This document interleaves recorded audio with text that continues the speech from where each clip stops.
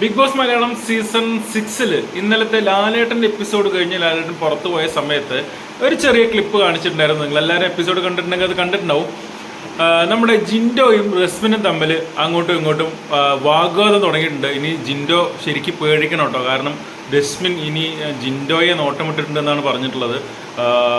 കാരണം ഇതുവരെ ഒരു പരിഗണന തന്നിരുന്നു, ഇനി ആ പരിഗണന ഉണ്ടാവില്ല റസ്മിൻ്റെ ഭാഗത്തുനിന്നാണ് നമ്മുടെ ജിൻഡോയോട് പറഞ്ഞിട്ടുള്ളത്. അപ്പോൾ ജിൻഡോ ശരിക്കും പേടിക്കണം.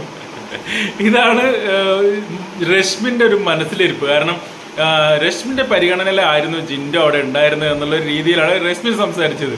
അപ്പോൾ തിരിച്ച് നമ്മുടെ ജിൻഡപ്പം പറഞ്ഞെന്താണെന്നറിയോ, പരിഗണനയോ, നിന്റെ പരിഗണനയോ, എനിക്കോ, നീ എൻ്റെ പരിഗണനയിലാണ് ഇവിടെ നിൽക്കുന്നത് രശ്മിനെ എന്ന് പറഞ്ഞുകൊണ്ട് തിരിച്ച് ജിൻഡോ തിരിച്ച് ഡയലോഗ് അടിക്കാൻ തുടങ്ങി.